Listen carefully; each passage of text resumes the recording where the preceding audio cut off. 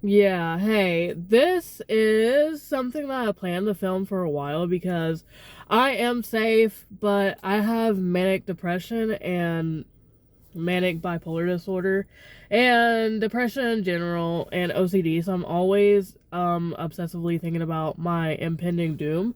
And if it looks like I'm looking weird at the camera, it's because I have this on my little car tripod thing. I paid for it, so I'm finna use it, right? If I look like a chameleon, that's gonna be crazy because I just noticed that it kind of looks kind of crazy.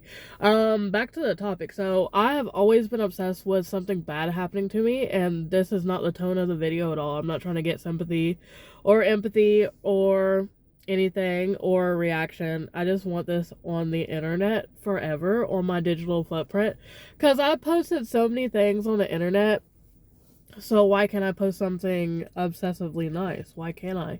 I've been wanting to do this for months, as I said. This is to the love of my life and my first love. Honestly, you cannot predict how your first love and your first relationship is gonna go, or if you guys are gonna get married or have kids and be happy forever, or if you guys are going to hate each other for the rest of your life, or baby trap each other, or anything like that. And I would never do anything to humiliate my first love or dox her or anything like that, or say her name on the internet in ways that would make people go after her and say anything weird to her associated with me on social media or anything like that. That's never my intention. There's no malicious intent ever. I don't know where to look because I'm like, this is just like a weird setup. It just looks like I'm looking in space with a lazy eye, but honestly, I'm looking directly at the phone. But I don't know if I should look here or if I should look here. I just look kind of crazy. But I feel as if our relationship blew up. And I'm not saying that was her fault or my fault. I'm saying it was both of our faults, and that's not the internet's business. I am just trying to convey that love and people are not perfect. And I think it's crazy because, like I said, you can't predict how a love is going to happen. You don't know what's going to happen. I am very thankful, even though I have issues with being nice to people and accepting things for how they are. I am thankful that my first love was somebody as considerate and kind and caring as the girl I had as a first love. And I never really put her on the internet anyways. Like, I did, but not a lot. I feel like that's a lie because I post her all the time, just not on social social media. And I think that's really weird because she was one of the biggest parts of my life, and she still is. She always will be. We met on a gaming website for children when we were little girls. It was really cute because I don't care. I always wanted my life to end up with her because I think that our meeting story is really weird and so Gen Z. I think it is unique because we didn't meet on a dating app, and we didn't meet like that. We met like 2010 or 2011. We met like 2021. I feel very stupid because when you are insecure and you hate yourself, and sometimes other people upset you because, I mean, people are people. They're going to upset you and not be perfect. I would be really, really mean and hide my feelings. And I'm not trying to say what we had was some kind of Cinderella story, but to me, I don't know. I don't understand what love is anyways because of how people have treated me. But I don't know how bad our relationship was, honestly, because we were kids, and I'm not going to fault somebody for what they did to me and what I did to them as a kid, because we are adults and we're different people and we grew from that. and we grew together. And I just think it's really beautiful because we never grew apart. It doesn't really matter how different we are. I've always had a deep love for her because I always thought she was attractive and very cute, smart, funny, interesting. Like, don't I don't want this to be like, will you marry me video, nothing like that, because we are not together. But I just want this on the internet forever, because no matter what happens to me, rather I die in a fiery car crash or an aneurysm like I have always obsessively thought I would. And I'm not trying to sound scary. I have OCD, I have obsessive compulsive disorder, and I'm always thinking about my impending doom, and one of my biggest regrets would be me never explaining why, how, when, what, or why. And I love talking about her. I am obsessed with her, very much in love. I don't care. That was a secret I was keeping for years, and it's just very disgusting because what I've learned in the past few years, in the most devastating way ever, and I'm trying not to cry because this is like something that I struggle with. I think that you should communicate how you feel about somebody because you never know when that person is no longer going to exist. Because death is very real, and I'm not trying to say I'm dying. I'm just saying, like, the most horrific nightmare could be that she would no longer exist, and I never told her how much I loved her or cared about her because I'm scared of communicating my feelings because I'm always thinking that the worst will happen if I tell people how I feel. But honestly, I think the best thing I have learned is that you should just be brave and tell people how you feel, because even if like they reject you or they don't feel the same, like at least you're brave enough to put yourself out there and do that and say that. And I'm not saying that happened. I'm not saying it did not happen. I'm just saying I think that communication is very important. I feel like a wuss and an idiot for going so many years without being very, very transparent with how I felt, instead of just hiding it by being an elementary schooler and being mean because I was so terrified of love and trusting that I was being mean. Not that nice. I thought that being mean was kind of flirty, but honestly, I'm an adult. I don't think that's cute or funny or something that the person that I'm in love with deserves. I just think, like I said, I remember everything about us meeting. Like I said, I would never say her name, especially on YouTube, because YouTube is a scary trench to walk through. You never know who's watching or what people are looking at or who they're looking for, and I would never do anything to put her in danger or to be stalked by people. Because even though I think I'm a nobody on the internet, you never know, like 2 years from now, somebody could find it and be like, who's Asia talking about?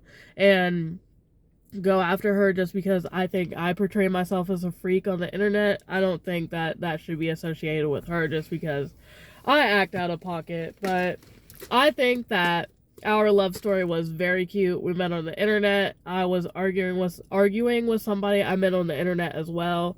She came in, started arguing with me, and I hated her. I hated her very much. It was over the summer. I think it was probably 2010, actually, maybe. And I am not one to have somebody stay in my life or put up with me because I had and think I still have a very nasty sounding voice. I always thought the worst of myself, and I still do. And she still finds ways and found ways to be kind to me and treat me like a person despite my flaws and my extreme self-loathing. I think that I don't know how we became what we became. I remember her username. I remember the website. I remember everything about it. She came in out of nowhere, butted into my argument with somebody I had nothing to do with her. And honestly, I didn't know my sexuality then anyways, because I was like 10. I mean, I knew that I was different, and I knew that I wasn't straight because, you know, when you're in 5th grade, 6th grade, that's kind of when people start talking about sex and stuff like that, like, believe it or not. I'm speaking from experience. That's when I got exposed to stuff like that on the internet. I was in 5th grade. And it's just like I knew I wasn't straight, but I didn't know me liking girls more was being gay. I just thought it was quirky. I thought it was different, but I don't know. I don't tell the story a lot, and I have never said what website I met her on because I just want to keep it between us because it's very cute. I like it. I just think it's weird that we met on a gaming site and we were arguing, and from that moment, she's been like one of the only things I've ever cared about in my life. Even though we kind of emotionally abused each other when we were kids, I think that we grew out of that. Um, Most of the time when people are kids, they go through traumatic experiences like parents being mean to you, and I'm not saying that was her situation or my situation. I mean, trauma comes in very different forms, like kids being mean to you, being isolated at school, stuff like that. Like, I would never put her information on the internet ever or do anything to disrespect her. I'm just saying maybe that's why we were mean to each other. I'm not trying to make light of that, but I think I just wanted to be honest because I don't want to accidentally die in a few days and people think this was the greatest love of all time. To me it is, but other people might say something different because some of it is on the internet from 2015. But I think that we were children and it doesn't matter as much because we are almost 30. But I don't know. I've always wanted to tell the story of how I met my first love. It was on a gaming website. We were arguing, and then she became one of the most important things to me because she was always so interesting and funny, and I didn't know that she had a Spanish accent. And it was, and still is, the cutest thing on the earth. I will always think that her accent is very adorable. I've always loved it. I didn't know how to pronounce her first name.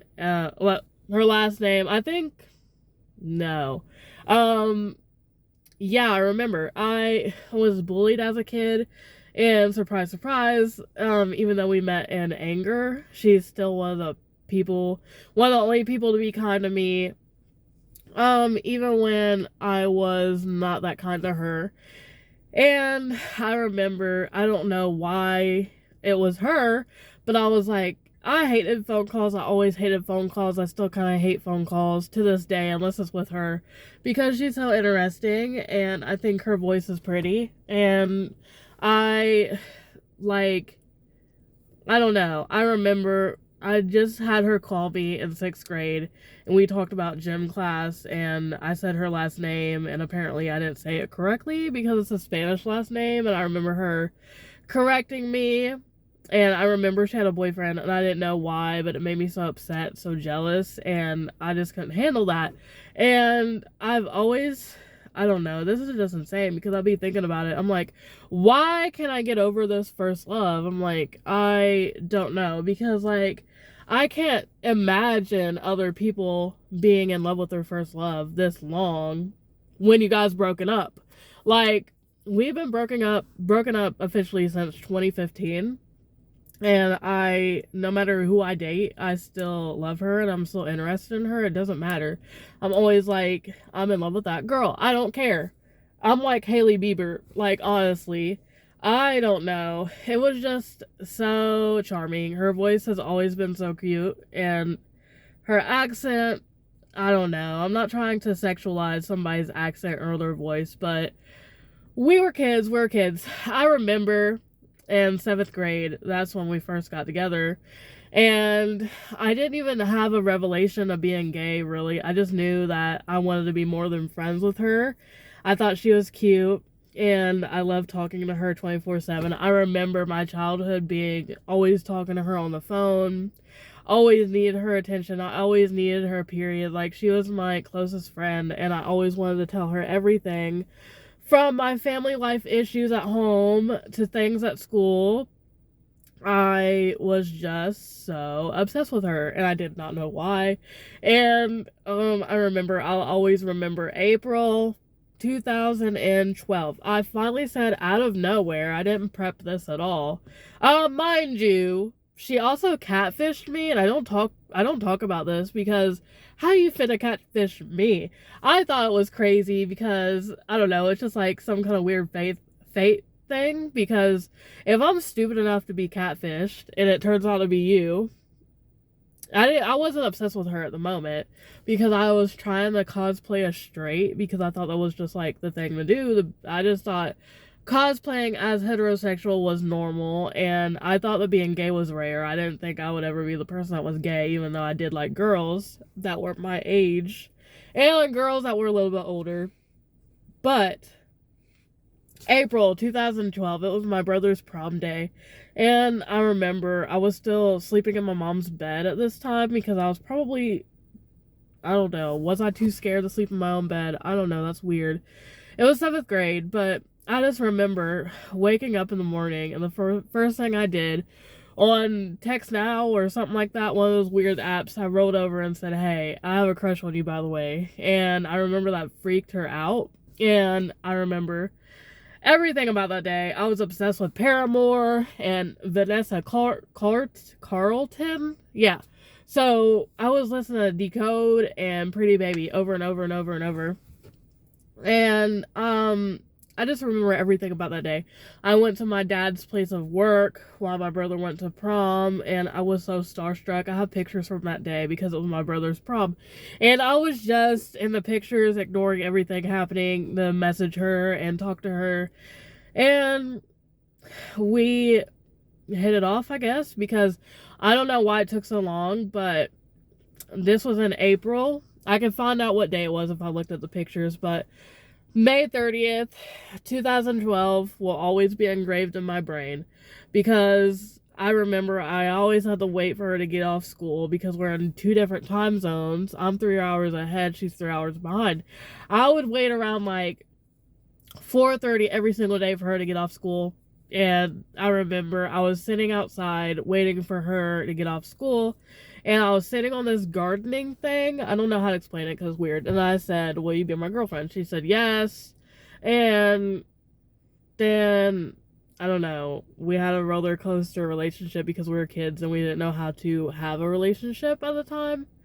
That was kind of crazy. Anyways, that was and is my first love. And I don't know why I don't tell people about her. I don't know. She means a lot to me. She's always meant a lot to me. She was my whole childhood.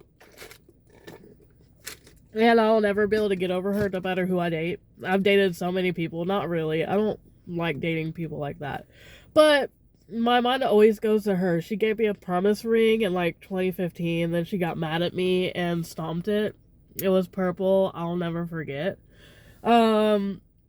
She is like the one and only girl to like spend money on me, and love is not materialistic, but it was like, whoa, you're that serious about me. And oh wait, actually, I have this. She got this for me. I have this.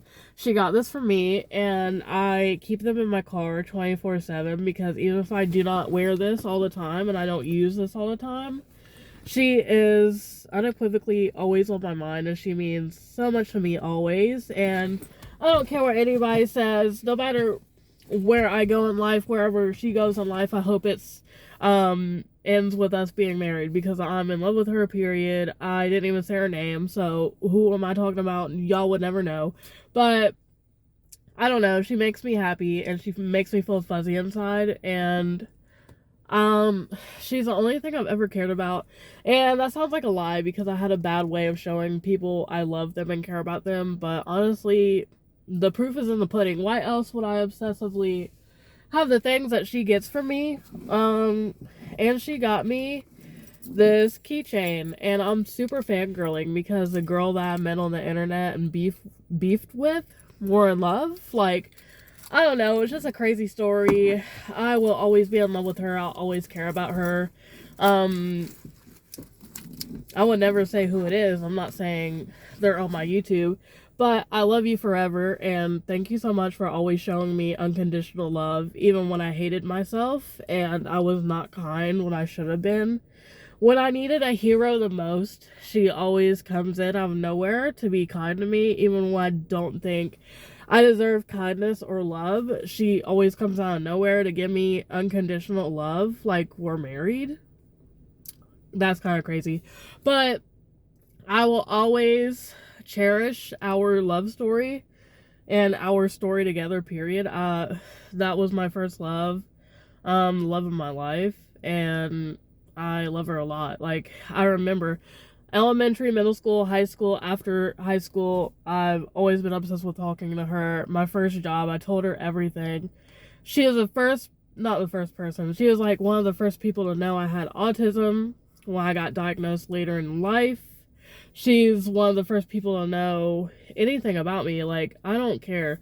I always have to tell her everything about my life because I love her so much and she means everything to me, and I always let her know everything about me because I love her. And this sounds like obsession is not love. I think it's more than obsession because I think that she's very sweet to me and she shows me in my darkest times that love is real even when I tell myself it's not real.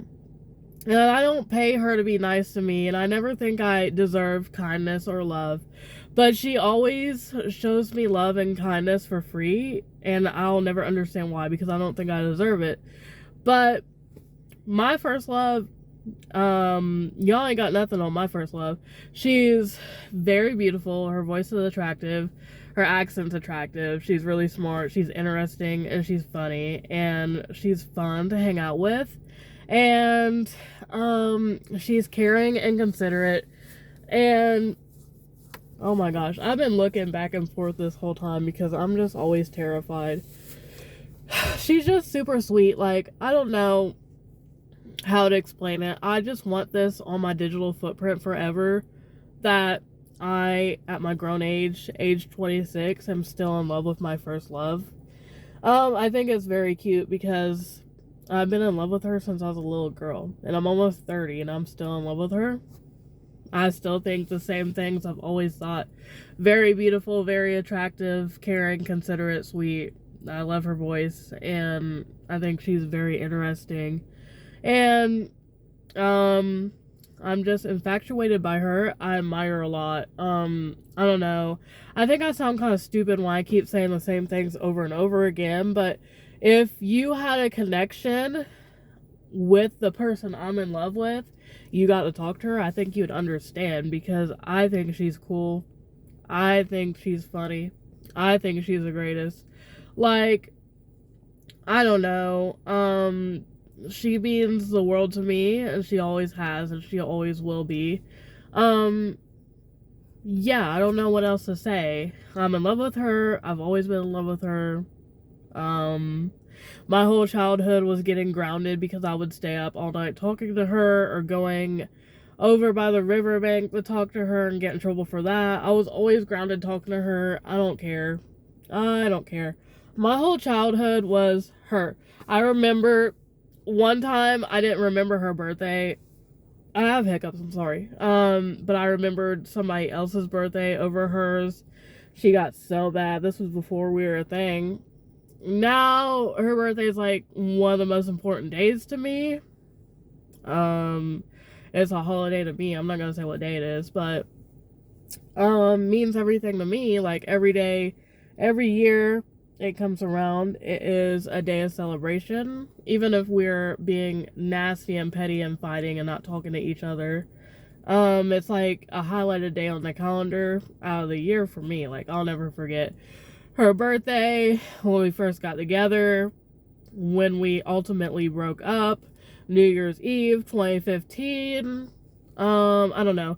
That girl, I have blocked her so many times, dated other women to get away from her, and she always finds a way back into my life. It does not matter.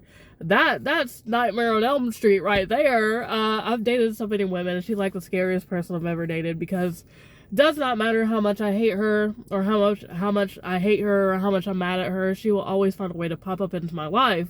Like, I don't know. And that's my love language. Finding a way back into my heart over and over and over and over, and finding a way back to speak to me over and over and over. If somebody else did that, I'd be mad. But when she does it, I think it's so charming and attractive because what do you mean? What do you mean? Baby, I'm so in love with you. I've always been so in love with you.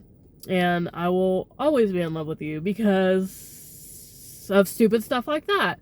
Because what do you mean? Is this real? What do you mean? How do you keep finding me?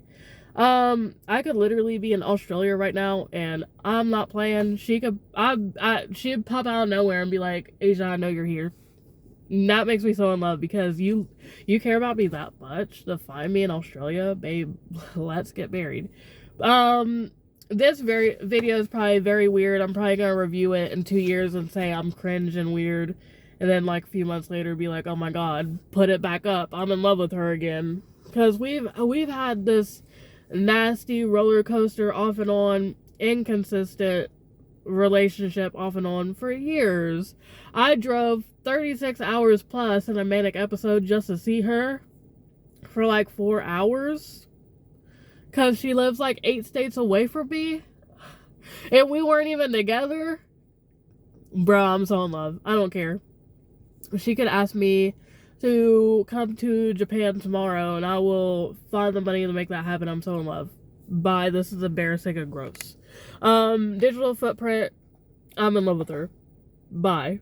This was crazy. Nobody asked for this, but you needed to know.